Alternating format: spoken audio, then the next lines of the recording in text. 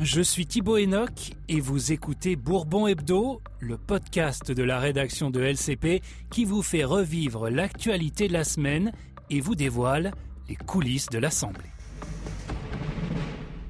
Bonjour à tous et bienvenue dans Bourbon Hebdo. Au programme, cette semaine, une classe politique en émoi après le drame de Nogent qui a vu une surveillante poignardée par un élève. La session extraordinaire officialisée à l'Assemblée jusqu'à la mi-juillet. Au menu notamment la loi sur l'audiovisuel public chère à Rachida Dati. Enfin, les retraites et le budget. Les taux se resserrent pour François Bayrou. L'été sera-t-il décisif ? On va voir tout ça avec mes deux collègues et comparses experts S-Parlement, Elsa Mondagava et Stéphanie Depierre. Bonjour. Bonjour Thibaut. Bonjour. On ne vous présente plus, mais enfin, présentez-vous quand même. Alors, moi je m'appelle donc Elsa Mondagava et je présente les émissions avant et après les séances des questions au gouvernement. Et j'interviens aussi dans quelques émissions de la chaîne ou alors quand il y a des grands moments à suivre à l'Assemblée. Stéphanie. Et moi je suis Stéphanie Despierres, donc j'arpente les couloirs de l'Assemblée pour savoir tout ce qui s'y passe et la raconter notamment dans l'émission présentée par Elsa, mais aussi dans les autres émissions de la chaîne. Allez, on commence cette émission par le drame de Nogent et les réactions à l'Assemblée. Je veux aussi dire notre soutien à l'ensemble de la communauté éducative. La violence n'a pas sa place et n'aura jamais sa place dans nos établissements scolaires. Je vous invite à observer une minute de silence.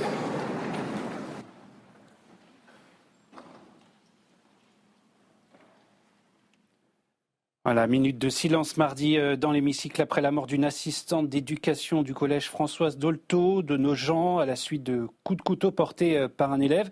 Les faits se sont produits mardi matin vers 8h à l'Assemblée. Elsa, les réactions ont été très rapides avant même la traditionnelle séance de questions au gouvernement à 15h. Oui, ce qu'il faut rappeler, c'est que le mardi, c'est vraiment le jour où tous les députés sont à l'Assemblée puisqu'ils ont leur réunion de groupe le matin. Ensuite, ils enchaînent l'après-midi avec les séances de questions au gouvernement. Et donc, évidemment, l'information tombe en milieu de matinée. Et dans la salle des 4 colonnes où était Stéphanie Despierres, on voit bien les députés qui commencent à arriver, qui commencent à réagir, évidemment, à cette actualité tragique.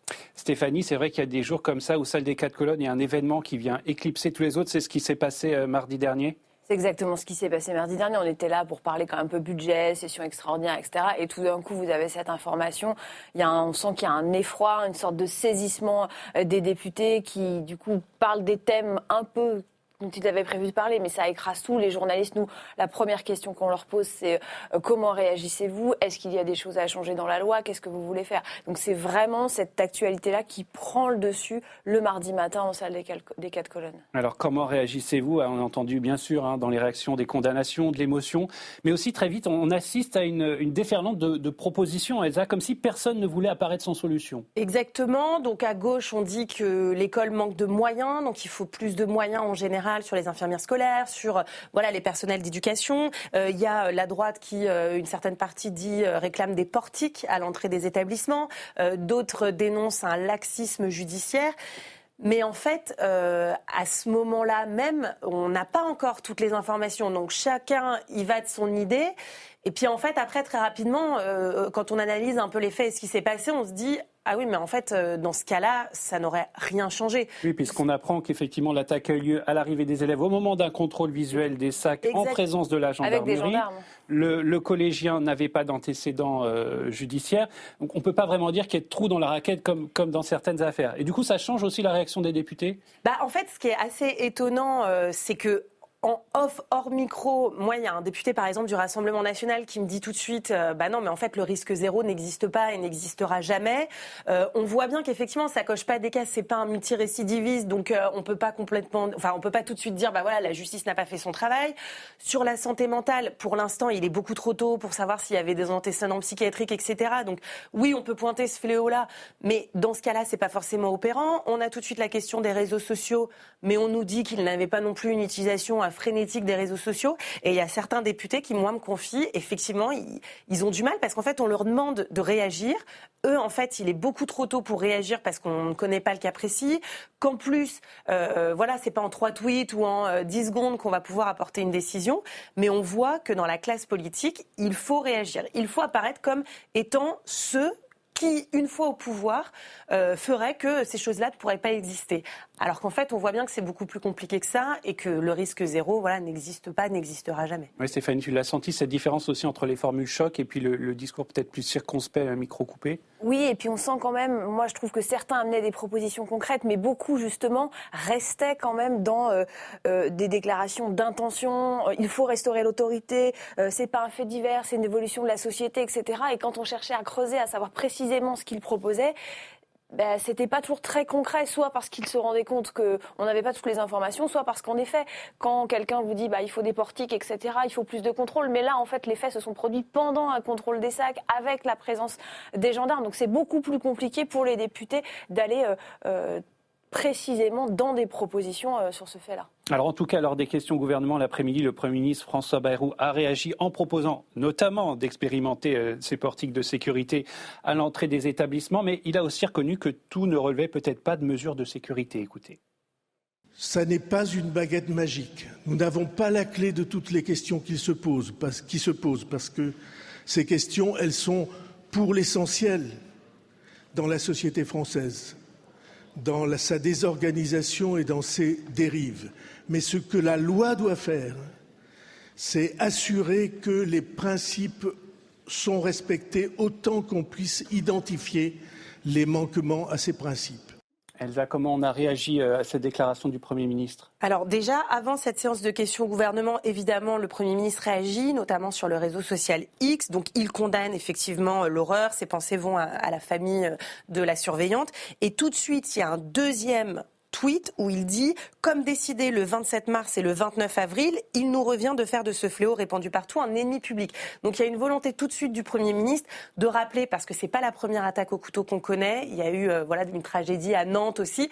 Donc c'est comme pour désamorcer tout de suite le procès qui pourrait lui être fait, de dire « Attendez, ça fait 4 fois que ça se produit, vous avez rien fait. » Donc là, tout de suite, il rappelle qu'il a fait des choses. Il avait notamment demandé une mission à la députée Naïma Moutchou, députée Horizon, sur le port de couteaux, notamment chez les mineurs. Donc on a à la fois la nécessité de dire il faut proposer des choses nouvelles, donc on va faire ci, on va faire ça. Et en même temps, je trouve que dans son discours-là, on entend qu'en creux, la réponse, c'est pas forcément un texte de loi, c'est pas forcément une réforme, notamment sur la question de la justice et des peines, etc. Tous les députés se rendent bien compte que le jeune en question se serait pas dit « Ouh là là, en fait, je risque plus gros avec la nouvelle réforme judiciaire de la justice des mineurs ». Ça se passe pas comme ça, c'est pas si simple en fait. Donc on a à la fois la nécessité d'annoncer des choses et en même temps la nécessité de reconnaître aussi que c'est pas une baguette magique ou une solution magique qui va tout changer. Alors Stéphanie, Elsa vient de le dire, dans la nécessité de trouver des réponses, le Premier ministre a cité ces travaux d'une députée Horizon qui a mené une mission parlementaire sur le sujet des violences commises par des mineurs avec arme blanche. On est dans le cœur du sujet. Elle a formulé 50 propositions, il en a parlé. Elle appelle à passer à l'action, j'imagine, à mettre ses propositions en œuvre. Oui, alors elle appelle à interdire la vente et la détention d'armes, notamment ce qu'on appelle les armes zombies, ces grands couteaux qui sont parfois utilisés dans des drames comme ça. Alors il faut rappeler que quand même, c'est déjà interdit de vendre des armes blanches à des mineurs. Elle propose aussi d'organiser des campagnes de remise volontaire de ces armes, de ces couteaux. Et elle propose d'élargir encore, de redurcir les catégories d'armes autorisées ou pas. Et puis surtout, elle propose des actions dans les écoles. Alors elle parle de la vidéoprotection et elle parle aussi de détection. C'est-à-dire qu'elle dit que dès qu'un élève est vu avec un couteau dans une école, il faut qu'il y ait un conseil de discipline et que les choses soient vraiment prises en compte. Ça reste pas lettre morte, que chaque petit fait comme ça soit vraiment pris en compte pour éviter les drames derrière. Et François Bayrou a repris une partie de ses propositions au journal de TF1 le soir même. Mais c'est vrai que le gouvernement, en fait, ils ne le disent pas comme ça, mais à ces propositions-là, il a travaillé, mais a été un peu pris de court par le drame et a essayé de dégainer quelques idées en se rendant bien compte qu'il n'y avait pas de solution magique et que même des portiques, de la vidéoprotection, ça ne résolverait pas toutes les questions et ça n'aiderait pas à éviter ce genre de drame. Ce genre de drame. On verra en tout cas ce qu'il advient de ces propositions dans les prochaines semaines et les prochains mois. On va passer à notre deuxième thème. C'est officiel. Il y aura bien une session extraordinaire à l'Assemblée au mois de juillet. Elsa, tu nous rappelles en un mot ce qu'est une session extraordinaire, qui n'est pas totalement extraordinaire parce que finalement elle se produit quasiment tous les ans. Exactement. Et tu nous dévoiles le menu. Alors, normalement, l'Assemblée siège du 1er octobre au 31 juin, mais il peut y avoir un peu de rab au mois de juillet, voire parfois quelques jours du mois d'août et au mois de septembre. Et ça, on appelle ça une session extraordinaire. C'est un décret du président de la République qu'on attend toujours, mais le ministre des Relations... hier matin. Ah, alors voilà, j'étais en retard de cette J'ai information. lire le journal officiel le matin avec son croissant et son café. Mais à culpa, je le referai pour le prochain épisode. Et le ministre des Relations avec le Parlement l'avait annoncé mardi en conférence des présidents. Donc théoriquement, il n'y a pas de fin annoncée à la session extraordinaire. Il y a un ordre du jour. Et donc il faut épuiser cet ordre du jour pour la finir. Mais là, on estime qu'au 11 juillet, ce sera fini. Il y a plusieurs textes et il y a notamment un texte dont on va peut-être beaucoup parler. C'est de finir la proposition de loi audiovisuelle qui est inscrite dès le 30 juin et qui va donc se poursuivre sur cette section extraordinaire. Oui, on va en parler dans un instant. Stéphanie, d'abord, cette annonce-là, mardi, en conférence des présidents, on est déjà presque mi-juin. C'est un timing habituel pour annoncer une session extraordinaire ou c'est un peu tardif et pourquoi est-ce que ça aurait tardé dans ce En fait, c'est assez classique. Les décrets, j'ai regardé sur les dernières années, même si on revient un peu avant Emmanuel Macron, les décrets officiels, c'est souvent autour du 12 juin, 19 juin, etc. La différence cette année, c'est que pendant très longtemps, on a senti que le Premier ministre ne voulait pas de cette session extraordinaire parce qu'en fait, il sait que s'il ouvre une session extraordinaire, c'est une autre chance d'être censuré parce que du coup, les groupes politiques, plus la session dure, plus il a des chances d'être censuré. Il savait aussi qu'il a la sortie du conclave retraite la semaine prochaine. Il a aussi dit qu'il présenterait des orientations budgétaires. Donc le Premier ministre a traîné les pieds.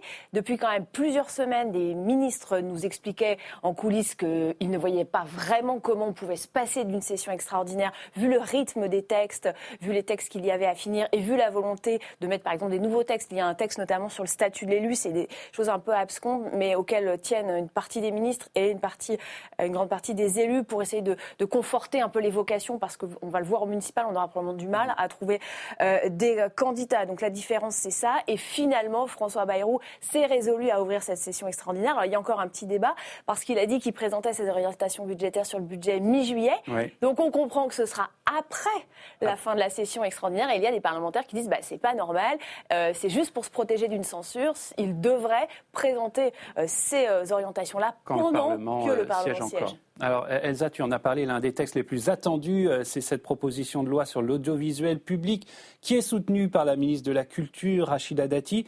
Elle a eu une histoire contrariée, cette loi jusqu'ici. Tu nous rappelles en quoi? Et du coup, c'est une forme de victoire pour Rachida Dati qu'elle revienne à l'Assemblée avant les vacances? Oui, c'est une proposition de loi qui vient du Sénat, qui avait déjà été examinée avant la dissolution, dont Rachida Dati a voulu reprendre l'examen. Donc l'idée, c'est de créer une holding de l'audiovisuel public qui mènerait à la fusion. Il y a eu un examen très compliqué en commission, puisque l'examen en commission s'est arrêté après une soirée qui a dégénéré entre la ministre et une administratrice qui s'est plaint du comportement de la ministre à son égard. Donc la ministre a accusé la gauche d'avoir instrumentalisé cet événement, puisque la gauche est absolument opposée à ce texte, notamment Emmanuel Grégoire, qui se rêve en futur maire de Paris. Donc voilà, déjà il y a eu un examen très compliqué. Cette proposition de loi, Rachida Dati voulait la recaler dans l'agenda, mais ça a été très compliqué. Et là, on voit qu'elle est prévue donc à la fois le 30 et au début de la session extraordinaire, ce qui théoriquement ne suffira pas du tout, puisqu'on peut imaginer que la gauche va faire une guérilla d'amendements, déposer des milliers, sauf que on a vu que le bloc central avait maintenant une technique dans ces cas-là, oui, c'est que deux fois, exactement, les soutiens d'un texte l'ont rejeté pour que ce texte puisse aller plus vite, en fait, après en commission mixte paritaire, la réunion entre les députés et les sénateurs.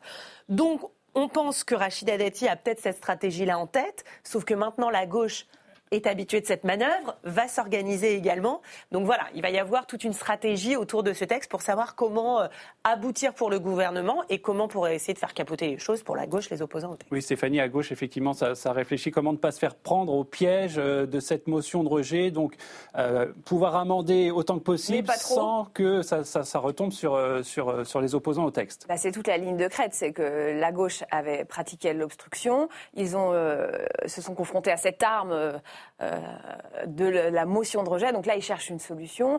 Voilà, peut-être que des amendements en longueur suffiront, mais s'il y a une motion de rejet, ils ne pourront de toute façon rien faire. Après, il y a quand même quelques préventions sur cette idée d'utiliser de manière récurrente la motion de rejet au sein du bloc central ou chez les Républicains.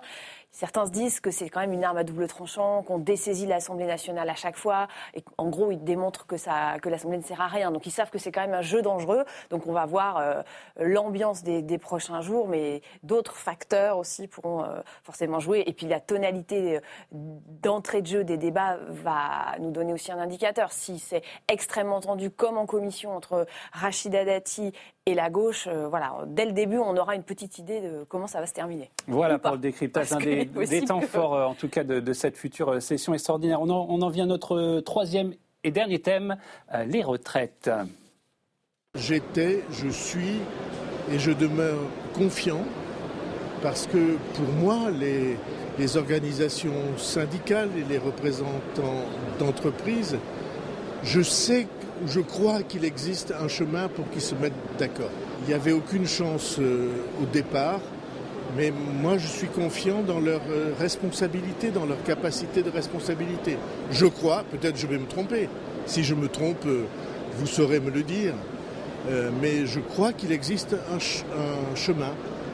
Voilà, déclaration de François Bayrou jeudi lors d'un déplacement au salon Vivatech.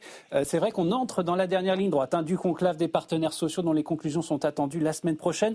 Elsa, le Premier ministre, dit un accord possible, discours de façade ou vraie conviction au sein de ses troupes, qu'est-ce qu'on en dit ? Alors, dans l'entourage du Premier ministre, ce qu'on dit, c'est qu'on pense que de toute façon, il n'y aura pas d'accord sur l'âge et que ça, c'était un jeu de dupes de croire qu'on pourrait revenir à 63, 62 ans. Ce qu'on espère, c'est que les propositions ne soient pas anodines, qu'il y ait vraiment des mesures pour corriger le système de retraite, notamment sur la question des femmes, sur la question des carrières hachées, sur la question de la pénibilité, et que ces propositions soient suffisantes pour que le PS continue à ne pas censurer le gouvernement. Puisqu'on rappelle que ce conclave des retraites, c'était dans un package proposé par François Bayrou pour ne pas être censuré au moment de la discussion du budget acte 2 début 2025. Il avait accordé quelques concessions aux socialistes sur le budget et il avait dit « Je suis d'accord pour qu'on rouvre la question des retraites avec une conférence sociale ». Sauf qu'au début, tout était ouvert, puis finalement, tout était ouvert, mais sans dégradation budgétaire. Puis il avait dit qu'il ne fallait pas retourner à l'âge de 62 ans, que ce n'était pas crédible. Donc voilà, il y a eu en gros aussi beaucoup, et à gauche, notamment chez les socialistes, on le sait, un jeu de dupes au début. Donc maintenant, on va voir comment on atterrit. Est-ce que ça suffit ou non pour que les socialistes considère que malgré tout, grâce à ce conclave, le système des retraites sera meilleur demain qu'il ne l'était hier. Oui, Stéphanie, au sein des autres groupes, on espère aussi encore quelque chose de ce conclave ou bien beaucoup de députés se sont fait une raison ? On espère quand même quelque chose. Après, voilà, ceux qui espèrent le plus, c'est la gauche. Là, ils savent très bien qu'on n'aura pas un accord sur l'âge légal, qu'on ne retouchera pas à cet âge légal. Ce qui va être compliqué pour la gauche, c'est si, par exemple, la CFDT signe un accord parce qu'elle considère que sur la pénibilité, sur les carrières longues, il y a des bénéfices. Là, ce sera difficile pour le Parti socialiste de dire, en fait, le syndicat réformiste a signé l'accord. Nous, on n'est pas d'accord, on censure François Bayrou. Donc, la position du PS va vraiment dépendre de ce que fait la CFDT. Il faut rappeler que la CGT n'est plus autour de la table des négociations. Elle a claqué la porte mi-mars, justement, quand François Bayrou a dit qu'il n'était pas question de revenir aux 62 ans. Et du côté du bloc central, on sait que c'est un moment, cette sortie du conclave, à haut risque. C'est un des moments de vérité. Il y en aura un autre à l'automne, ce sera le budget. Mais on se prépare à ce que ce soit quand même compliqué. La semaine dernière, on avait l'impression qu'il n'y aurait pas d'accord. Là, on sent qu'il y a peut-être une possibilité d'accord. Le MEDEF a fait un pas en direction des syndicats de salariés qui eux-mêmes laissent une petite porte ouverte. Donc les négociations continuent. Alors, moment de vérité, tu dis, Stéphanie. Ouais, Elsa, Parce qu'on va traduire aussi, ce qui compte beaucoup pour les socialistes, c'est la traduction législative, puisque François Bayrou avait dit, si accord, projet de loi, si pas accord, la réforme s'applique Borne, et si accord partiel, projet de loi quand même. Et puis après, chez les socialistes, il avait dit, le Parlement aurait de toute façon le dernier mot. Chez les socialistes, on dit de toute façon, quand François Bayrou parle, on comprend rien, mais eux disent, il faut absolument qu'il y ait un texte qui soit présenté au Parlement. Et ça, j'ai l'impression que côté gouvernement, c'est pas entièrement clair non plus.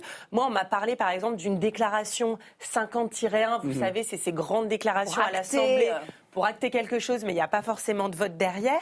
Et puis, on l'a rappelé avec la session extraordinaire, le calendrier commence à être très très serré, puisque jusqu'à la fin du mois de juin, l'Assemblée, ça y est, on connaît déjà l'agenda.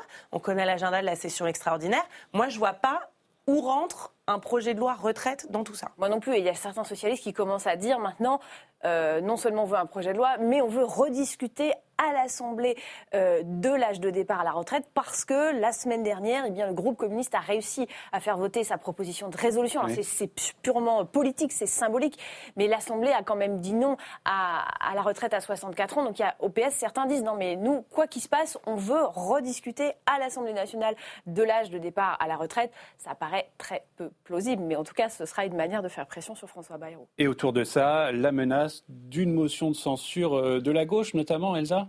Oui, alors après, c'est pareil, c'est assez drôle parce que c'est lié aussi à la section extraordinaire. Quand le Parlement est fermé, il n'y a pas de motion de censure qui peut être déposée. Donc a priori, ce serait le 11 juillet que les travaux de l'Assemblée se finiraient. Sauf que François Bayrou, il a annoncé ses grandes orientations sur le budget autour du 14 juillet. Donc a priori, s'il n'y a pas de motion de censure sur la question des retraites, celle du budget, elle ne peut pas tellement intervenir avant la mi-juillet. Et dans l'entourage de François Bayrou, on dit aussi que ce n'est pas très cohérent de vouloir censurer pile au moment des annonces. On attend le moment où le vrai texte est présenté, etc. Donc j'ai le sentiment que pour beaucoup, on renvoie plutôt à septembre, à l'automne, cette question de la motion de censure. Plutôt au moment du budget. Stéphanie, c'est aussi ce qui est revenu à tes oreilles ? Oui, c'est aussi ce qui est revenu à mes oreilles. Et beaucoup, notamment à droite, disent le vrai rendez-vous, l'unique rendez-vous, c'est le budget. Et c'est à ce moment-là, ça va être le plus compliqué à fabriquer de la Ve République. C'est à ce moment-là qu'on verra ce qui se passe. Et c'est vrai que même si François Bayrou fait des annonces au 14 juillet, le vrai travail, en tout cas sur le budget, commence au Parlement fin août, début septembre. On parle déjà d'une session extraordinaire qui pourrait ouvrir en septembre, justement pour parler budget et peut-être aussi proportionnel. Ça va être un moment compliqué si François Bayrou continue de vouloir porter ce sujet-là aussi. Ça peut être un vrai sujet de discorde et un sujet peut-être d'explosion du bloc central. Allez, on en reste là pour cette semaine. Merci pour toutes ces infos et ce décryptage, Stéphanie Despierre et Elsa Mondin-Gava. Allez, un mot très rapidement de ce qu'il faut attendre la semaine prochaine, peut-être à l'Assemblée. Alors, on va surveiller la PPL grémillée sur la PPE. Donc, évidemment, ça, c'est incompréhensible. C'est un débat sur l'énergie. C'est le prix de l'électricité. Oui. Voilà. Et la part du nucléaire, les énergies renouvelables, c'est technique, mais en fait, c'est très, très politique. Le RN monte au créneau, vraiment menace de censure sur cette question de l'énergie. La gauche est très vigilante et aussi un peu divisée entre ceux qui veulent une part de nucléaire, ceux qui sont à fond sur les énergies renouvelables. C'est censé occuper quasiment toute la semaine, puisqu'il y a un temps législatif programmé de 40 heures sur cette question.